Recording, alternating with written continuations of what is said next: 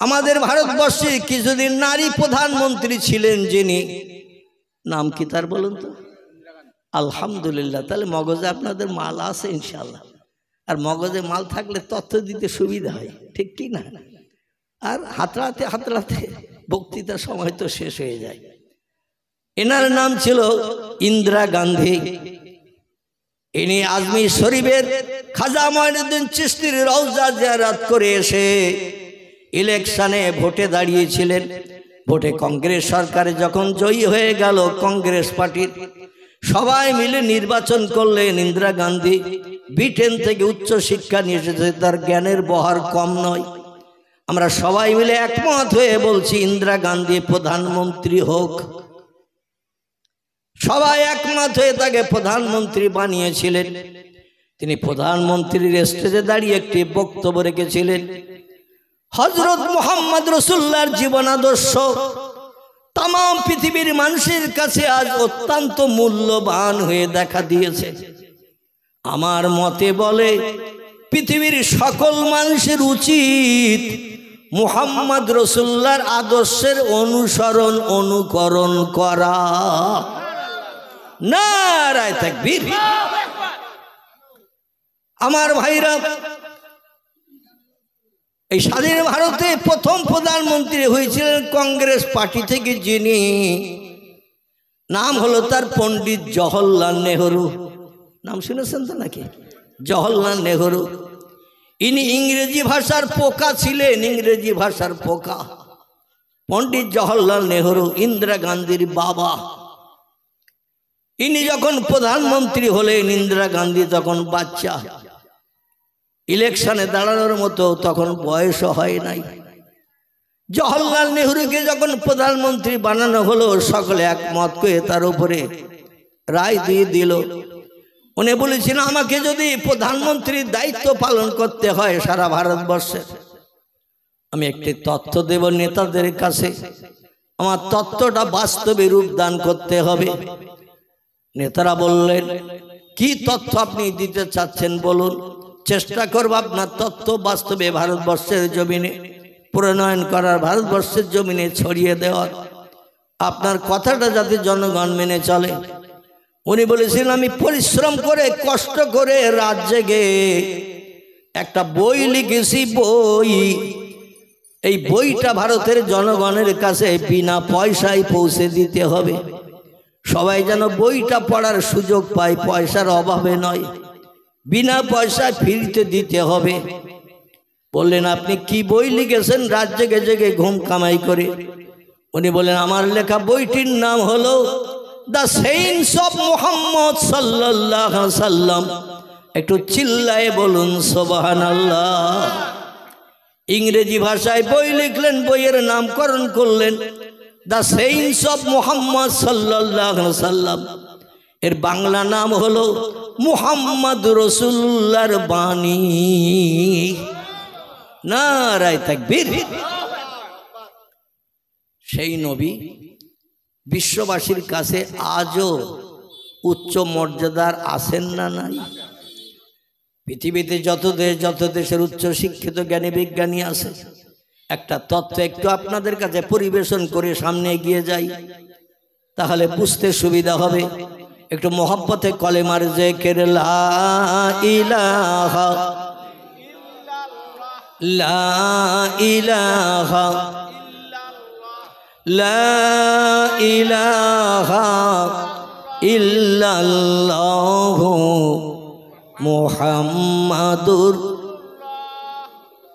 কাক ডাকে কাকা রবে, কাক ডাকে কাকা রবে, কোকিলের স্বর মধুর লাগে,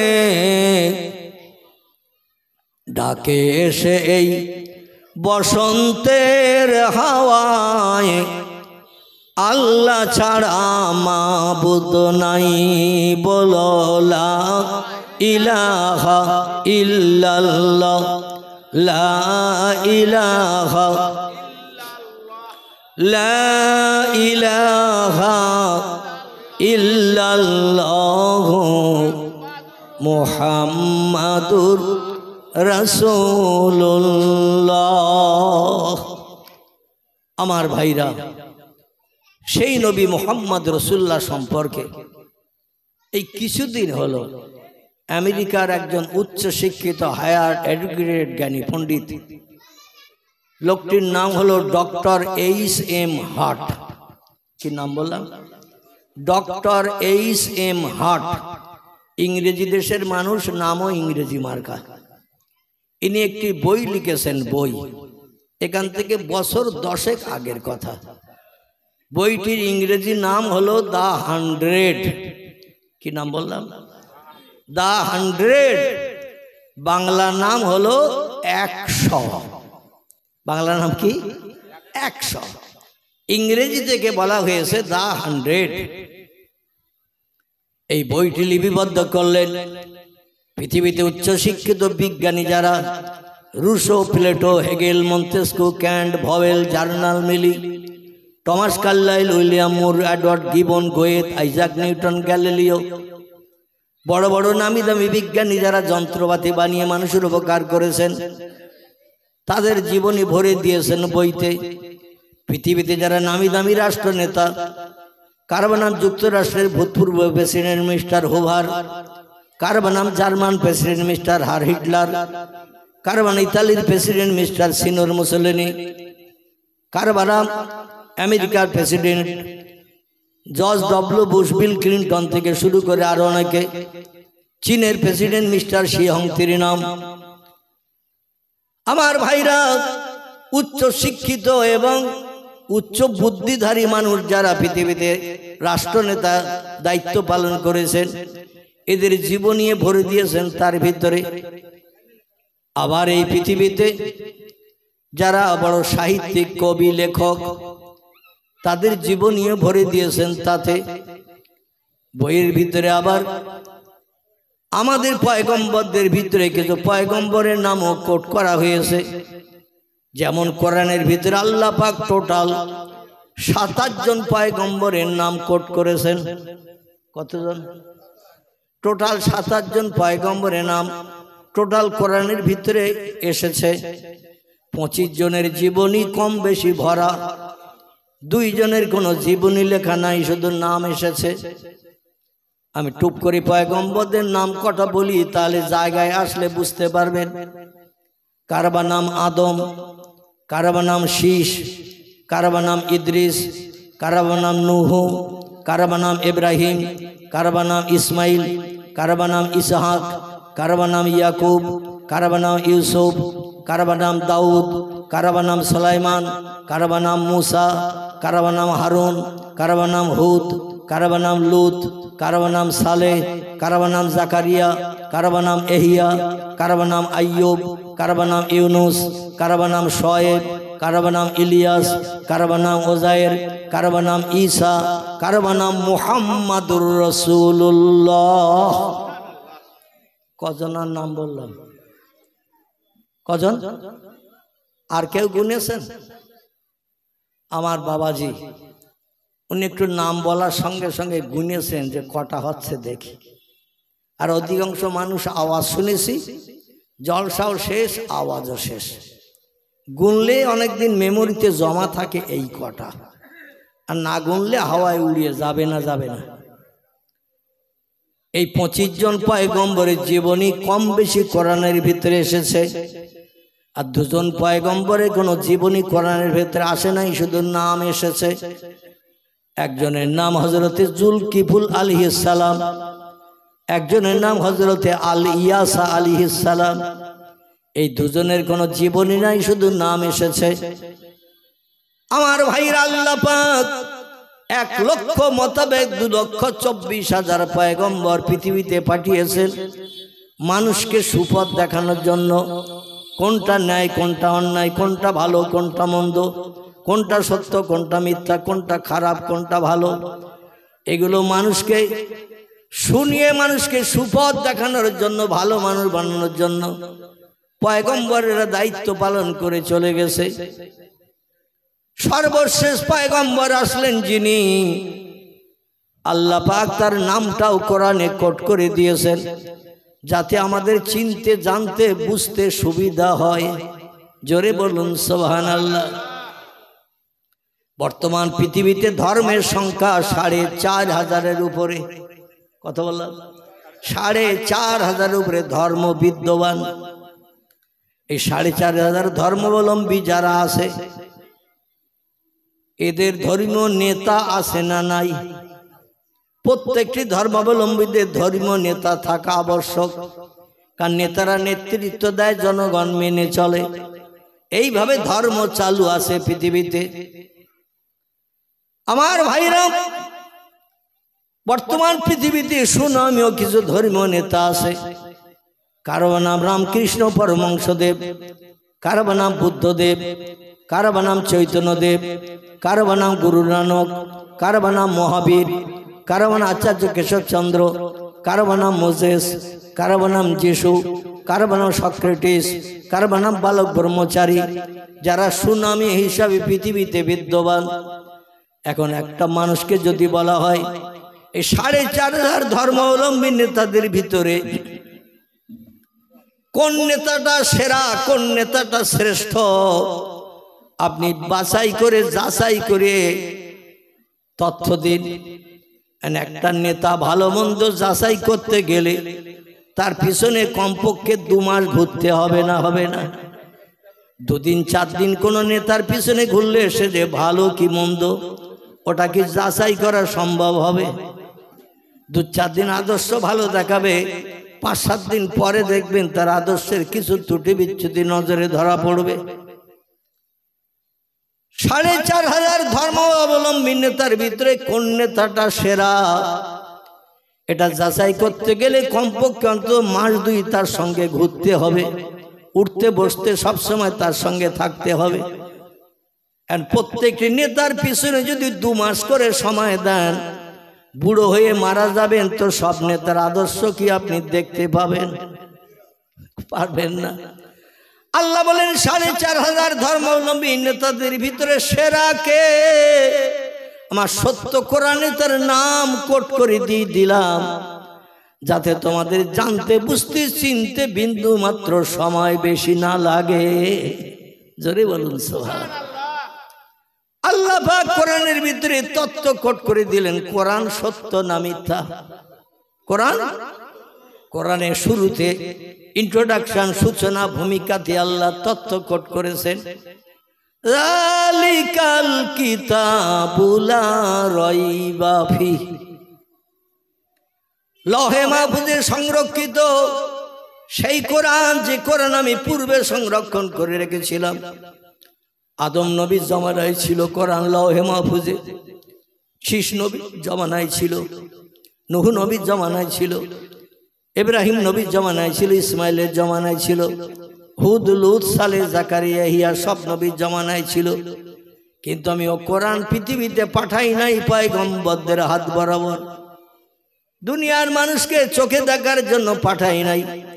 ১০৪খানি যে কেতাব আমি আল্লাহ আসমান থেকে বান্দাদের কল্যাণের জন্য পাঠিয়েছি, এই কেতাবটা আমি পূর্বে বানিয়েছিলাম আর সর্বশেষে পৃথিবীতে পাঠিয়ে দিলাম উম্মতে মুহাম্মাদীদের কেবল উপকারের জন্য। কিয়ামত পর্যন্ত আসমানে কোনো কেতাব আর আসবে না। এই কেতাবটি এমন কেতাব, কিয়ামত অবধি মানুষের যা কিছু দরকার প্রয়োজন হবে আমি অ্যাডভান্স সব ওর ভিতরে ভরে দিয়ে ইমানদার মুমিনদের ঘরে পাঠিয়ে দিলাম।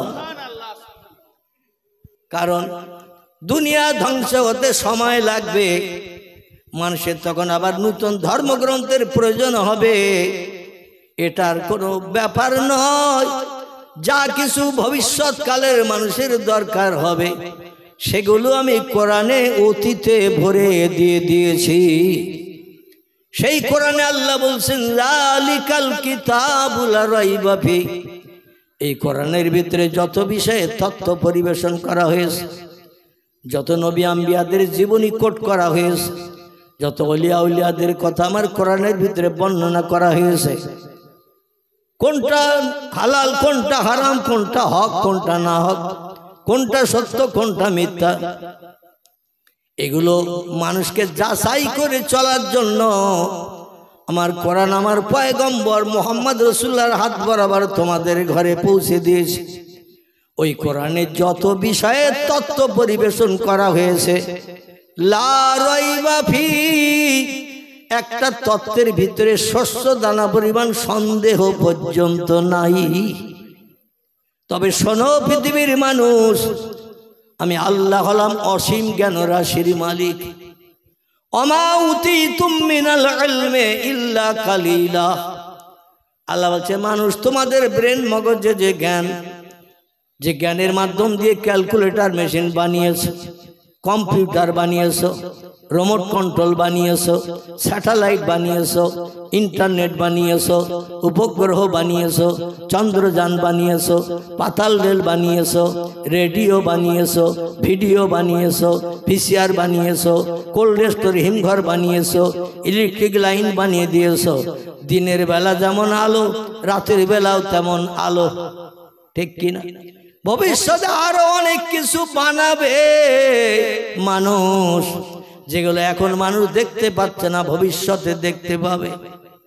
তবে শুনে নাও, তাই বলে যেন ধারণা করিও না আমার থেকে তোমাদের জ্ঞান বেশি, এই ধারণা যেন করিও না। কারণ তোমাদের মগজে যে জ্ঞান দিয়েছে, যে জ্ঞানের মাধ্যম দিয়ে রিসার্চ করে গবেষণা করে যন্ত্রপাতি মেশিন বানাচ্ছ, তোমাদের জ্ঞানের দৌরাত্ম্য কতটা, মগজের জ্ঞানের মশলা কতটা তোমরা তো বলতে পারবে না। কারণ তোমাদের বানিয়েছে আমি, মশলা কতটা জানি আমি, জোরে বলুন সবার। এই জন্য আমি বলছি ওমা উতীতুম মিনাল ইলমি, ও মানুষ তোমাদের ব্রেন মগজের জ্ঞান কতটা শুনে নাও।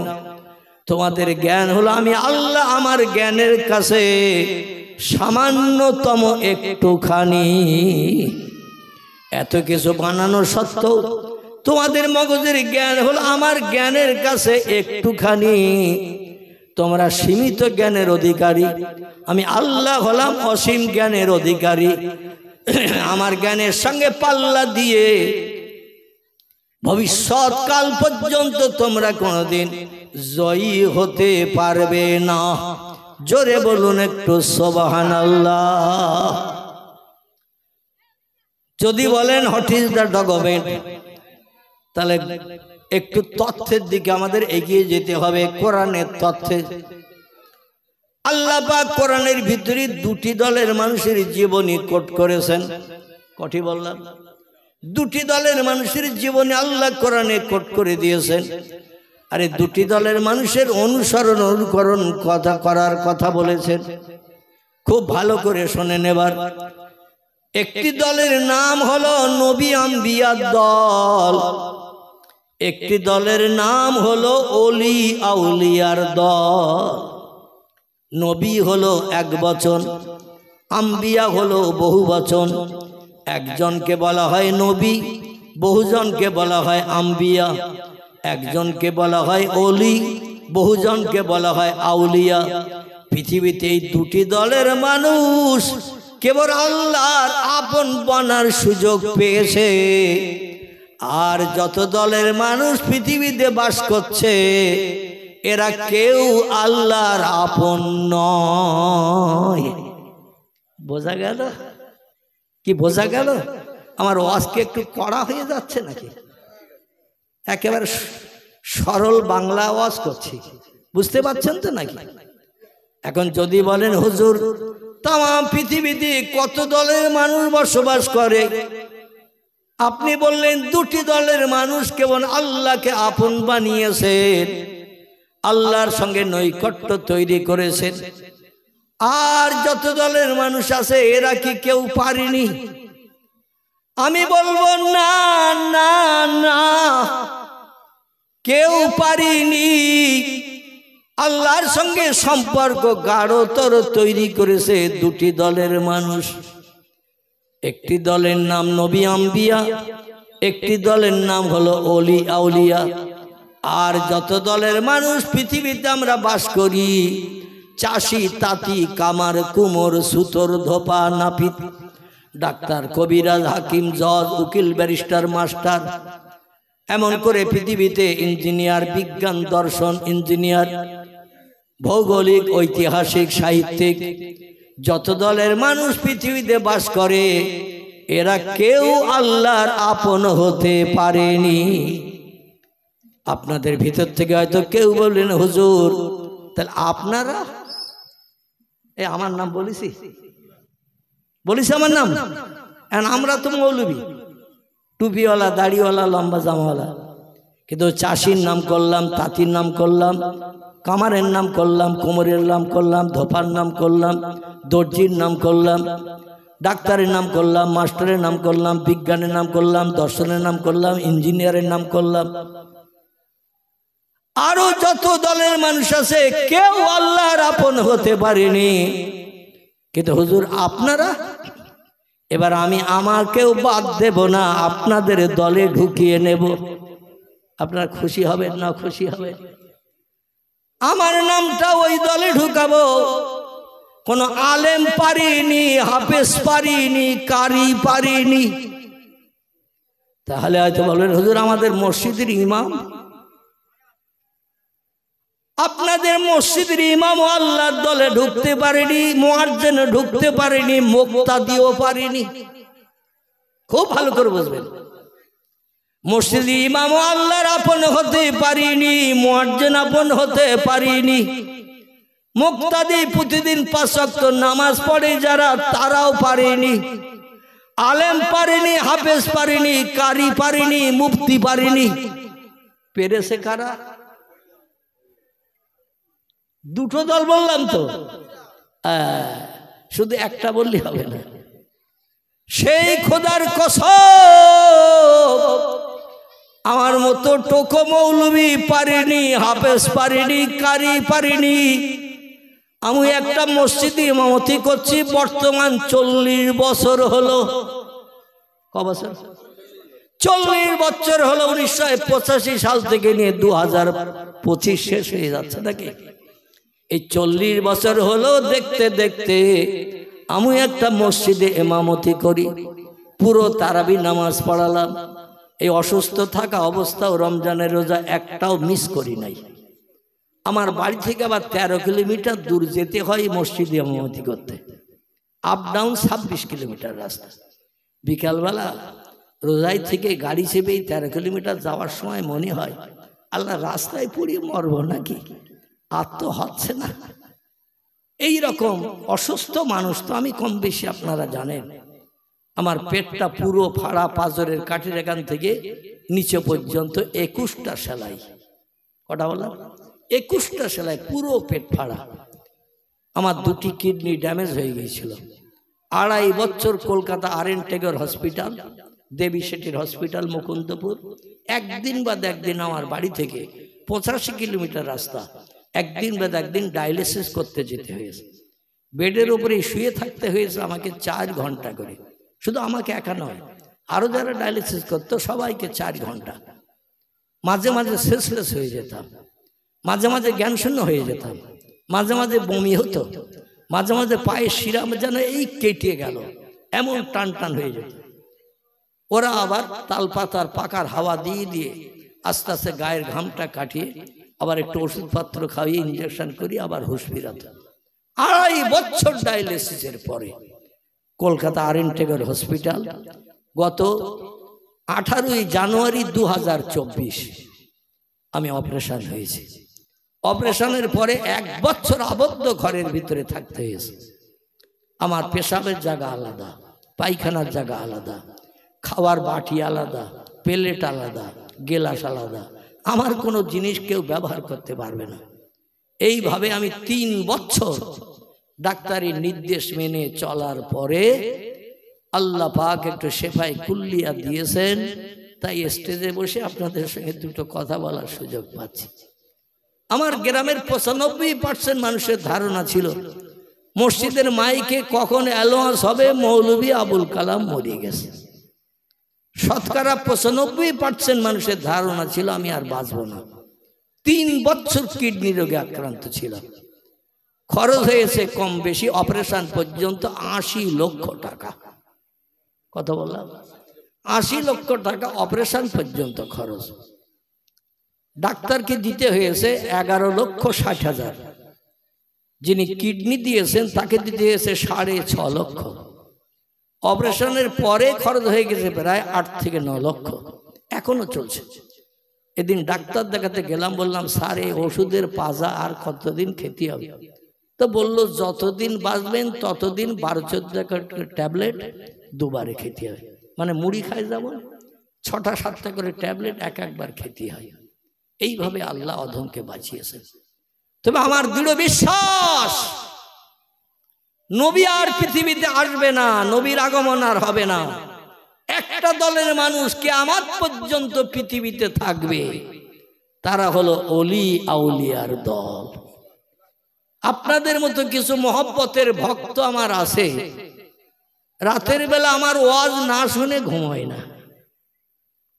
এবং আমি অধম রাতের বেলা তাহাজ্জুদের নামাজ পড়ে চোখের পানি ফেলে দোয়া করেছে।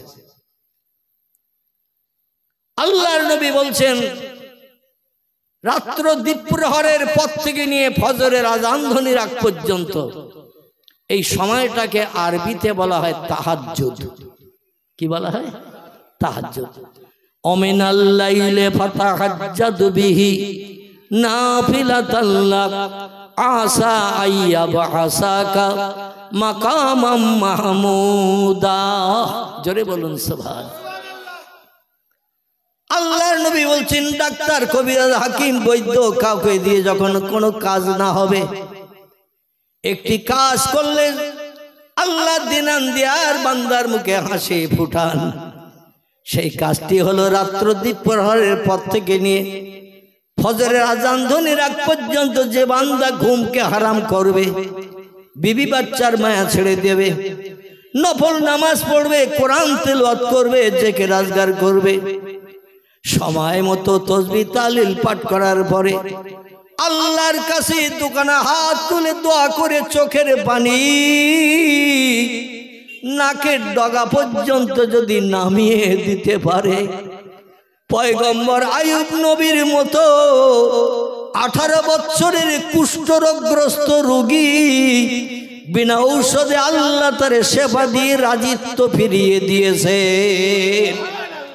নারায়ে তাকবীর। তবে ধৈর্য ধরতে হবে। ফাসবরুন জামিলুন আল্লাহুল মুস্তাআনু আলা মা তাসিফুন। আল্লাহ বলেন বিপদ মুসিবত বান্দাদের আমি মাঝে মাঝে দিই। বান্দারা কেমন আমার আপন প্রেমিক, বান্দারা আমার আপন কেমন যাচাই করার জন্য মাঝে মাঝে রোগ শোক বালা মুসিবত দিয়ে থাকি। যে বান্দা ধৈর্য ধারণ করে সবর ইখতিয়ার করে দুনিয়ার কারো কাছে হাত না পেতে রাতের গভীরে সব সৃষ্টি যখন ঘুমিয়ে পড়ে, সব সৃষ্টি দেহের ক্লান্তি দূর করার জন্য যখন বিশ্রামে যায়, ওই সময় যে বান্দা চোখের ঘুমকে হারাম করে জায়নামাজে দাঁড়িয়ে নফল নামাজ পড়ার নিয়ত করে দাঁড়িয়ে যায়, ওই বান্দা আমার কাছে কিছু যদি চায় ফালিয়াদহাকু কালিলা ওয়ালিয়াবকু কাসীরা। জোরে বলুন একটু আল্লাহু আকবার। কার কথা এটা? আল্লাহর কথা। আল্লাহ বলেন ফালিয়াদহাকু কালিলা ওয়ালিয়াবকু কাসীরা। ও বান্দারা আমার যদি রাজি করতে চাও, আমার কাছ থেকে যদি কিছু প্রাপ্ত হতে চাও, জীবনের সুখ শান্তি আমার কাছ থেকে যদি মিটাতে চাও, দুটি কাজ একটু কম বেশি করে করে নাও। কঠিন। আল্লাহ বলেন দুটি কাজ একটু কম বেশি করে করে নাও। একটি কাজ হলো ফালিয়াদহাকু কালিলা। পৃথিবী হাসির জায়গা নয়, পয়গম্বর মুহাম্মদ রাসূলুল্লাহ হাদিস শরীফে জানিয়েছেন পৃথিবী হলো কান্নার জায়গা, হাসির জায়গা হলো আল্লাহর জান্নাত। জান্নাতে যখন যাবে দুঃখ থাকবে না, ব্যথা থাকবে না, অভাব থাকবে না, রোগ শোক থাকবে না, কোনো বালা মুসিবত আসবে না, চির শান্তির জায়গা। শুধু হাসবে হাসবে, আনন্দ ফুর্তি করবে। 70টা যুবতী মেয়ে ছেলে হুর তোমার স্ত্রী হবে, তাদের নিয়ে শুধু আনন্দ ফুর্তি করতে পারবে। তবে দুনিয়ার জমিনে যতদিন বাঁচবে, চোখের পানি একটু আমার কাছে বেশি বেশি করে ফেলিও। আল্লাহ কোরআনে বলছেন, হাসো কম, কাঁদো একটু বেশি বেশি। কেতাবে এসেছে, কাঁদলে 3টে কাজ খুব তাড়াতাড়ি হয়। কটি? কাঁদলে 3টি কাজ খুব তাড়াতাড়ি হয়।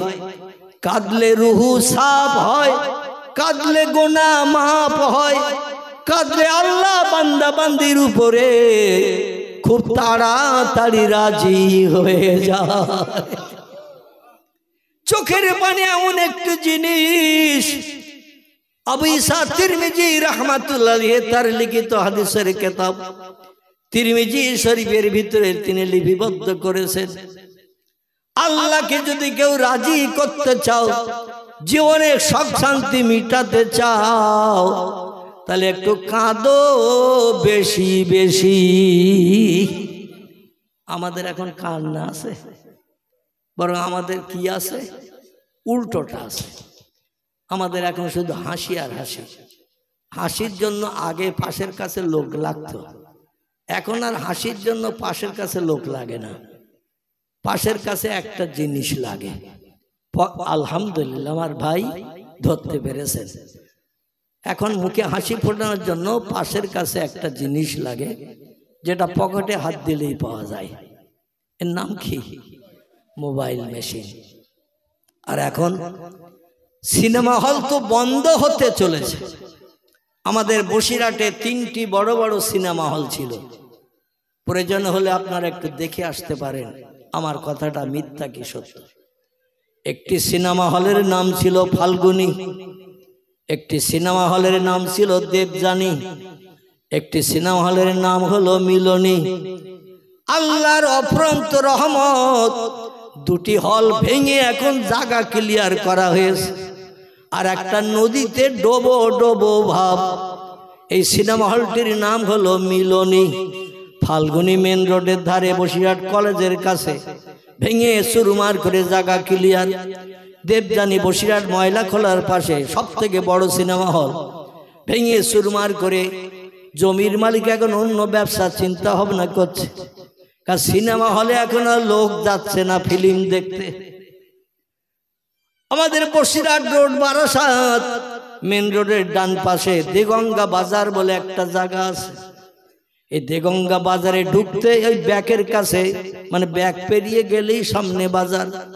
ওই ব্যাকের ডান পাশে একটা সিনেমা হল ছিল, নাম ছিল তার তারা। কি নাম?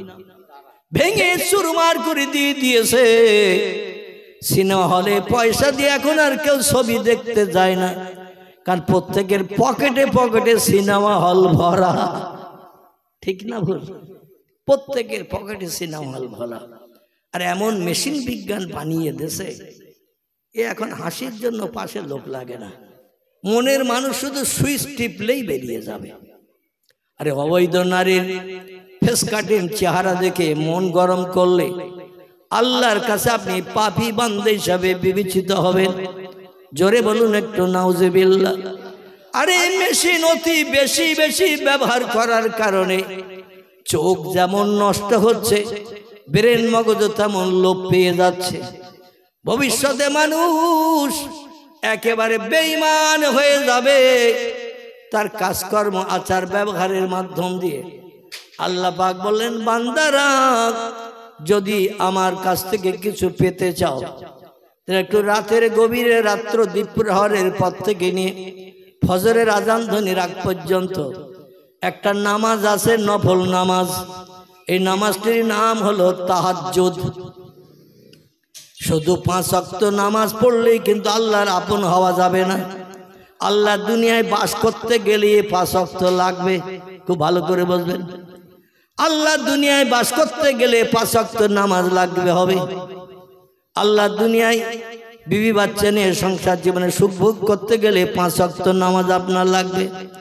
আল্লাহ বলছে আমার দুনিয়ায় বাস করবে, আমার নেয়ামত খাবে, আমার অনুদান বিবি বাচ্চা নিয়ে সংসার জীবনে সুখ ভোগ করবে। আমার দুনিয়া থাকতে গেলে তোমাকে একটু কাফারা দিতে হবে। এই জন্য 5 ওয়াক্ত নামাজ। এই 5 ওয়াক্ত কিন্তু আমার আপন বলতে পারবে না। আমার আপন বলতে গেলে তোমাদের একটু রাত জাগতে হবে। ফজরের নামাজের বাদে একটা নামাজ আছে, নাম কি বলেন তো? একজন আমার ভাই বলে দিয়েছে। এই নামাজটির নাম হলো ইশরাক। বেলা 10টা 10:30টার সময় একটা নামাজ আছে। এই নামাজটির নাম হলো চাশত। মাগরিবের নামাজের পর একটা বাড়তি নামাজ আছে। এই নামাজটির নাম হলো আওয়াবিন। আর রাত্র দ্বীপ্রহরের পর থেকে নিয়ে ফজরের আজানের আগ পর্যন্ত একটি নামাজ আছে। নামাজটির নাম হলো তাহাজ্জুদ। আল্লাহ কোরআনেও নামকরণ করে দিয়েছেন। আমাদের ভিতরে ওই নামাজ কি এখন কারো আছে? এই নামাজ পড়েছিলেন 2টি দলের মানুষ। একটি দলের নাম নবী আম্বিয়ার দল, একটি দলের নাম হলো অলি আউলিয়ার দল। আসুন আমি আপনাদের একটু সঙ্গে করে নিয়ে যাই। ইরাকের দেশের জমিনে যেতে আপনাদের ইচ্ছা আছে কিনা? ইরাক ইরাক ইরাক বিশ্বনবী মুহাম্মদ রাসূলুল্লাহর প্রিয় জামাই হযরতে আলী মুর্তজা যেখানে 6 বছর রাজত্ব কায়েম করে সৌদি আরবের সব দেশের লিডারগিরি করে খলিফা বনেছিলেন। জোরে বলুন সুবহানাল্লাহ। ইরাকের জমিনে একটি জায়গা আছে, জায়গাটির নাম হলো বসরা। কি নাম? আর একটা নাম আছে কুফা। কি নাম? কুফা বসরা, খুব প্রসিদ্ধ জায়গা। আমার ভাইরা, এই বসরা নগরীতে 2 জন তাহাজ্জুদ পড়া লোক, ইশরাক পড়া লোক, আওয়াবিন পড়া লোক, চাশত পড়া লোক 2 জন আছে। একজন হলেন নারী, একজন হলেন পুরুষ। তাহলে এই বর্ণটা শুনলে আমাদের 2 দলের লাভ হবে না? হবে না? একজন হলেন পুরুষ, একজন হলেন নারী। 2 জনের জীবন একটু তুলে ধরব আপনাদের কাছে, শুনতে রাজি আছেন? একজন ব্যক্তির নাম ইমাম হাসান বসরি রাহমাতুল্লাহ আলাইহি, একজন ব্যক্তির নাম হযরতে রাবিয়া বসরি রাহমাতুল্লাহ আলাইহি। জোরে বলুন একটু সুবহান, একটু মহব্বতে দরুদ শরীফ। আল্লাহুম্মা সাইয়্যিদিনা মাওলানা ওয়া আলা আলি সাইয়্যিদিনা। অভয়ে বাণী দিল তারা, অভয়ে বাণী দিল তারা, ও আমিনা বিবি। শিশু পুত্র তোমার হবে শেষ জামানার নবী। যে শিশুকে দেখে তারা, যে শিশুকে দেখে তারা রসুল মেনে গেল, সেই নবীর ওই মোহাব্বতে দরুদ মুমিন পড়ো। আল্লাহুম্মা সাল্লি আলা মাওলানা ওয়া আলা আলি সাইয়্যিদিনা।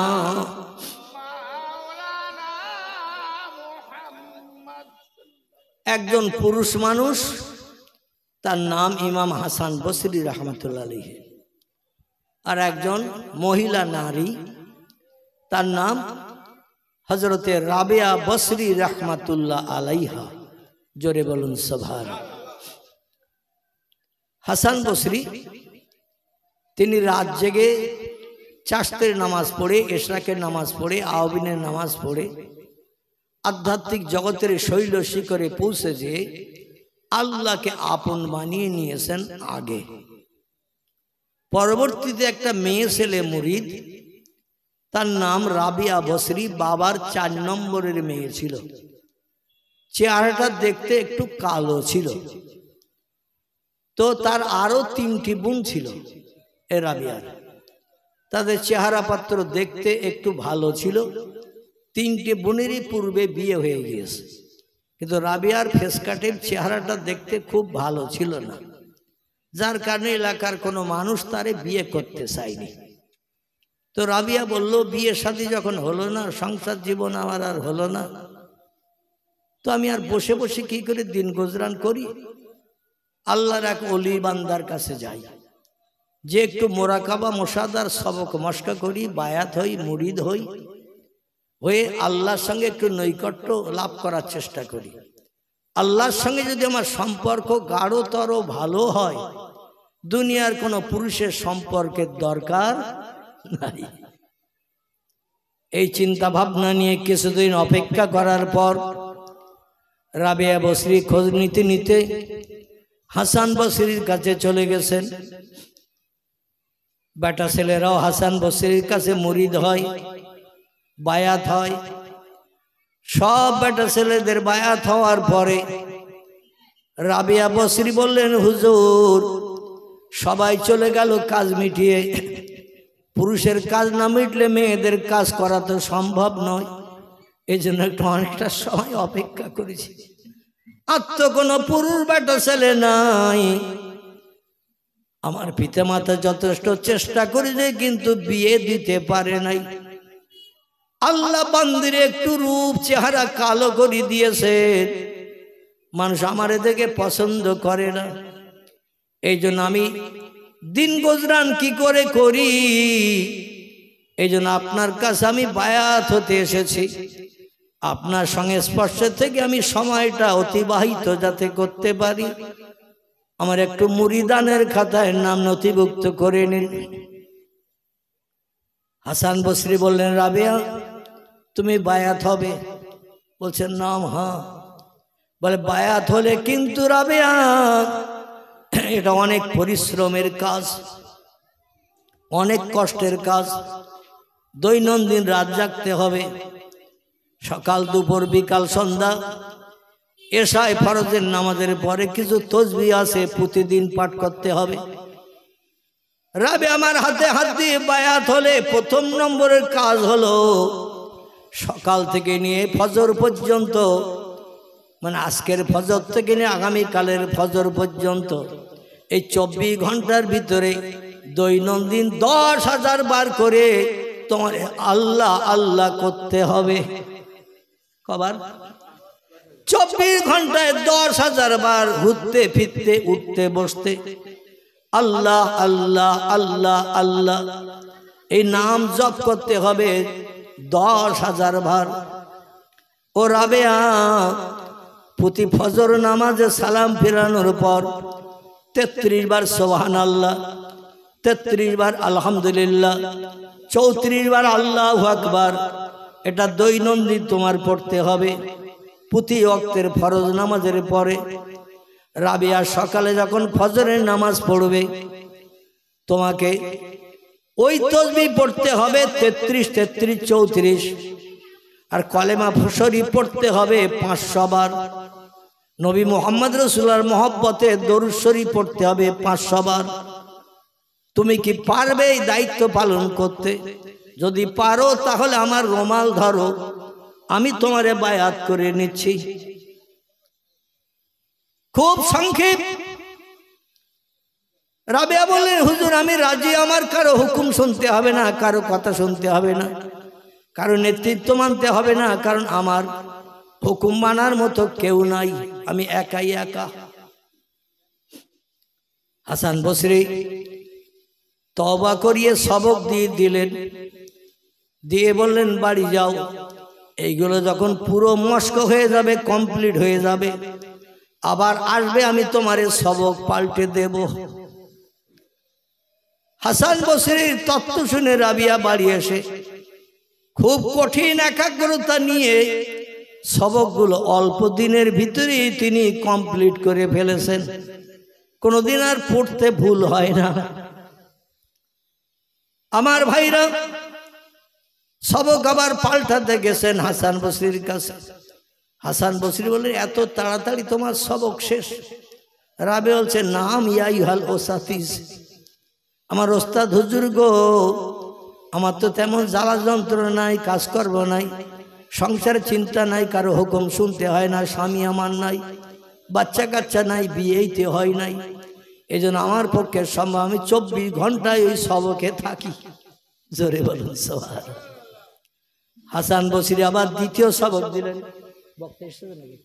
আচ্ছা, দ্বিতীয় সবক দিলেন, দিয়ে বললেন, এটা মস্কা হয়ে গেলে আবার সবক পাল্টে দেব। অল্প দিনের ভিতরে রাবিয়া আল্লাহর সঙ্গে গাঢ়তর সম্পর্ক বানিয়ে ফেলেছেন। আর মুরিদ এবং ওস্তাদের সঙ্গে এমনি লাদুনির একটা আলাদা সম্পর্ক আছে, এলমে মারেফাতি সম্পর্ক। মুরিদ কি করছে, পীর সাহেব মুর্শিদ ওটা চোখ বন্ধ করলে দেখতে পায়, আবার পীর সাহেব কি করছে, মুরিদ চোখ বন্ধ করে তাহাজ্জুদে গেলে ওটাও দেখতে পায়।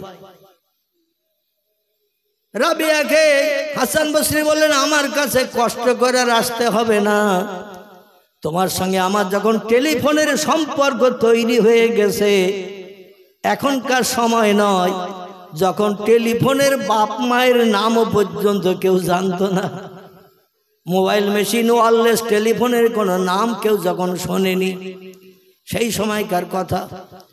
তুমি একটু আমাকে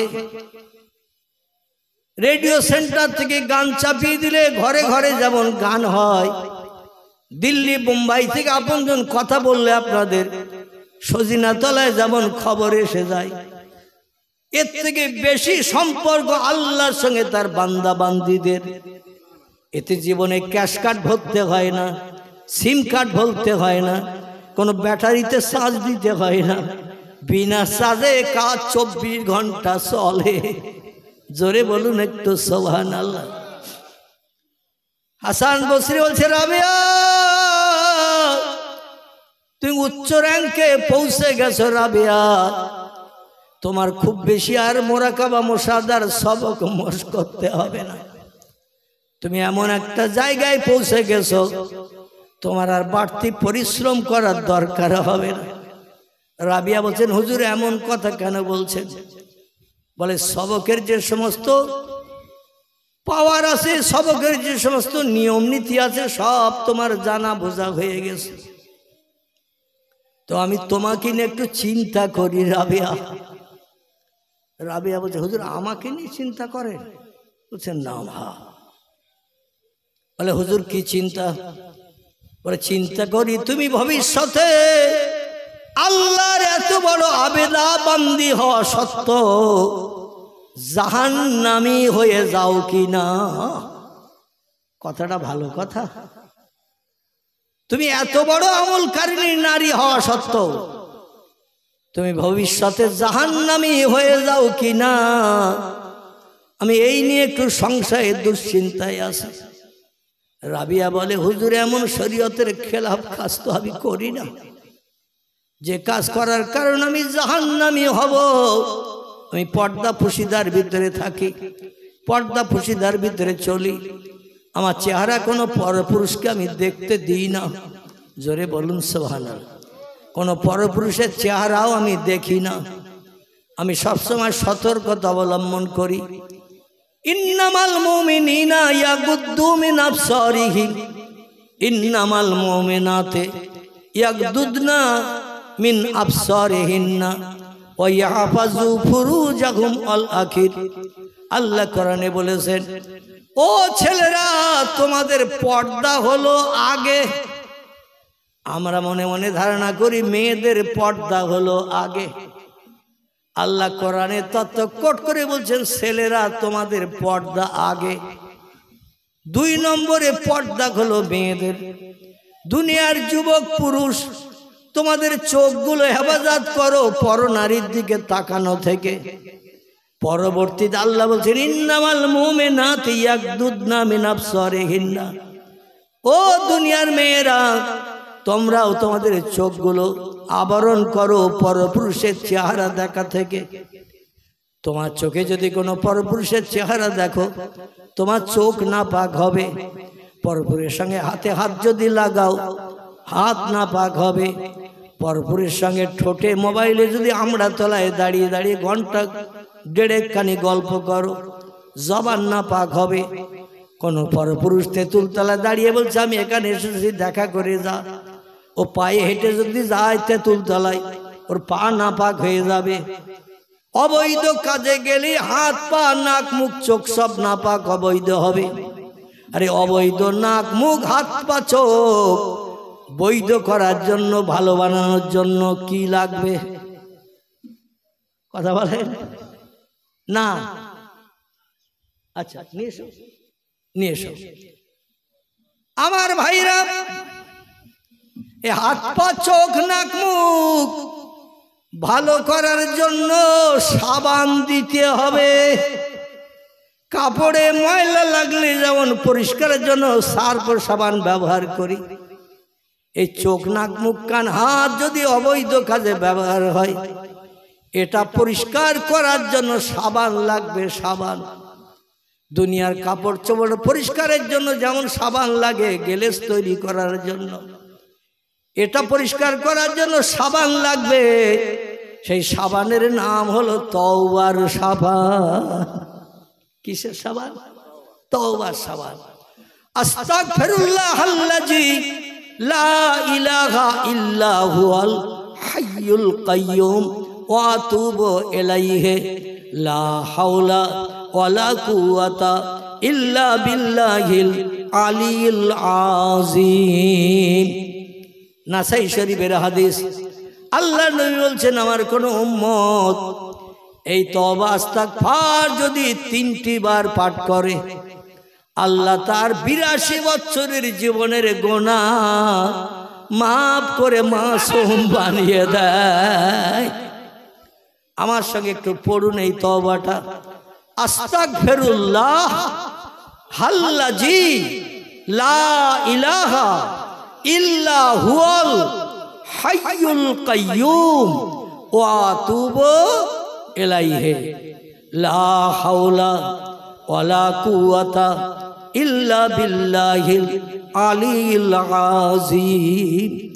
3টে বার মাত্র পাঠ করলে আল্লাহ বান্দার 82 বছরের জীবনের সব গুনাহগুলো ধুয়ে মুছে সাফ করে বেগুনা বানিয়ে দেয়। আল্লাহ প্রেমিক বান্দা বান্দির তালিকায় তার নাম নথিভুক্ত করে নেন। রাবিয়া বলছেন হুজুর আমি তো আমার বাস্তব চোখে কিছু খারাপ কাজ দেখছি না, আর আপনি আমার নিয়ে চিন্তা করছেন আমার জীবন আদর্শে কি খারাপ কাজ আপনার নজরে ধরা পড়েছে হুজুর? হাসান বসরি বলছে রাবিয়া তোমার নজরে কি ধরা পড়ে না? বলে না হুজুর, আপনি তথ্য দিলে আমি সেটা মান্যতা দেব। হাসান বসরি বলে রাবিয়া আল্লাহর পয়গম্বর জানিয়েছেন আন-নিকাহু মিন সুন্নতি ফামান রাগিবা আন সুন্নতি ফালাইসা মিন্নি। জোরে বলুন একটু আল্লাহু আকবার। পয়গম্বর হাদিস শরীফে জানিয়েছেন বিয়ে করাটা হলো আমার আদর্শের বৈশিষ্ট্য, বিয়ে করাটা হলো আমার সুন্নত। ফামান রাগিবা আন সুন্নতি, যে লোকটি আমার সুন্নতকে এহনাত করলো, ইনকার করলো, বাদ দাও তো বিয়ে করা কাজটা খারাপ। জোরে বলুন নাউজুবিল্লাহ। আমি মোহাম্মদ রসুল একাধিক ক্রমে 11 থেকে মতান্তরে 13টা বিয়ের পিড়িতে বসেছি। কটা? 11 থেকে 13টি বিয়ের পিড়িতে বসেছি। আর আমার এই সুন্নতকে যারা অ্যাভয়েড করবে, অস্বীকার করবে, এটা খারাপ কাজ মনে করবে, ফালাইসা মিন্নি, তার সঙ্গে আমার সঙ্গে হাসরে কোনো সম্পর্ক থাকবে না। নবী যদি রাবিয়া তোমার সঙ্গে সম্পর্ক না রাখে তুমি জান্নাতে যাবে কি করে? ও রাবিয়া এই জন্য তুমি বিয়ে করো নবী সুন্নতটা আদায় করো। রাবিয়া বলছে হুজুর যত দাবি করবেন, একটা চেয়ার এনে দেন ভাই সাহেব, একটা চেয়ার এনে দেন। না খারাপ দেখাচ্ছে, খারাপ দেখাচ্ছে। আমার ভাইরা, ইমাম হাসান বসরি বলছেন রাবিয়া তোমার সব কাজ ভালো, নবীর একটা সুন্নত তোমার দ্বারা এখনো পর্যন্ত পরিপূর্ণতা লাভ করেনি, তুমি বিয়ে করো। রাবিয়া বলে হুজুর যত দাবি করবেন মান্যতা দেব, কিন্তু বিয়ে আমি করব না। হাসান বসরি বলছে রসুল যদি অখুশি হয় তোমার কিন্তু জান্নাত নসিবে জুটবে না। রাবিয়া বলছে হুজুর বিয়ে করাটা আমার ভালো লাগে না। হাসান বসরি বলছেন কেন, কারণ কি? রাবিয়া বলে হুজুর দুনিয়ায় বিয়ে করলে একটা পুরুষের মান্যতা দিতে হবে, তার হুকুম তামিল করতে হবে, তার জামা কাপড় পরিষ্কার করতে হবে, যখন যেটা চাইবে দিতে হবে। আর এই সব কাজগুলো করতে গেলে আল্লাহর ইবাদতে ঘাটতি হবে, আল্লাহর ইবাদতে ঘাটতি হবে। এই জন্য আমি বিয়ের পিড়িতে বসতে চাই না। হাসান বলে রাবিয়া ইরাকের বসরা নগরীর, কুফা নগরীর কোন যুবক যদি তোমার পছন্দ না হয়, আমি হাসান বসরি লোকটা কেমন তুমি বলো। রাবিয়া বলে আল্লাহে লা শাক্কা ফিহে, সেই খোদার কসম খেয়ে বলি আল্লাহর প্রিয় বান্দার ভিতরে আপনিও একজন, আপনার ভিতরে কোনো খারাপই আমি দেখি না। হাসান বলে রাবিয়া আমার জীবন আদর্শ তোমার নজরে যদি ভালো লাগে তাহলে তুমি আমারে বিয়ে করে নবীর সুন্নতটা আদায় করতে পারো। জোরে বলুন সুবহানাল্লাহ। আমারে বিয়ে করতে পারো, আমার আমল কালাম আখলাক চরিত্র ব্যবহার কেমন লাগে। রাবিয়া বলছে হুজুর অতি উত্তম, আপনার আদর্শ চরিত্রের কোনো ঘাটতি নাই, বলে আমারে বিয়ে করো। রাবিয়া বলছেন হুজুর ওই দাবিটা আমার কাছে করবেন না, আমি যতদিন হায়াতে বাঁচবো বিয়ে আর করব না। জোরে বলুন সুবহানাল্লাহ। বক্তা এসে গেছেন, সময় অনেক লম্বা হয়ে গেছে, হ্যাঁ 10:30টার উপরে হয়ে গেছে, 35 হয়ে গেছে। আমার ভাই এসেছেন দূর দূরান্ত থেকে, তিনি ওয়াজ নসিহত করবেন। যেভাবে আপনারা বসে আছেন এভাবেই বসে থাকবেন, কেউ ওঠাউঠি করবেন না, শেষ দোয়া না করে কেউ যেন বাড়ি যাবেন না। রাজি আছেন তো নাকি?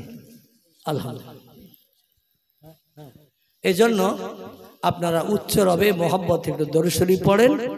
আমার ভাই বক্তৃতা শুরু করে, সকলে পড়েন আল্লাহুম্মা সাল্লি আলা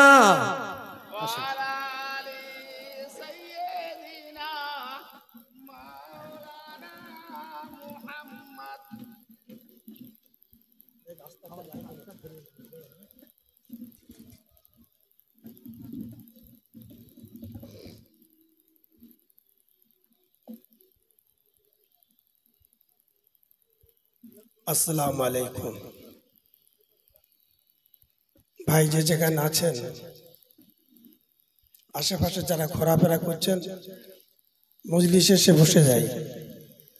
আমাদের আকাঙ্ক্ষিত বক্তা পাপ্পু জাদু তিনি এসে গেছেন, পীর সাহেব তানারা এসে গেছেন, ধারাবাহিকভাবে তারা আসবে ইনশাল্লাহ। আউযু বিল্লাহি মিনাশ শাইতানির রাজিম। বিসমিল্লাহির রহমানির রহিম। ইয়া আইয়ুহাল্লাযীনা আমানু তাকুল্লাহ। ইয়া আইয়ুহাল্লাযীনা আমানু তাকুল্লাহ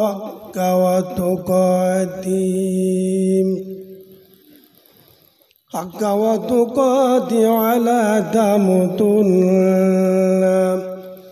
إلا وأنتم مسلمون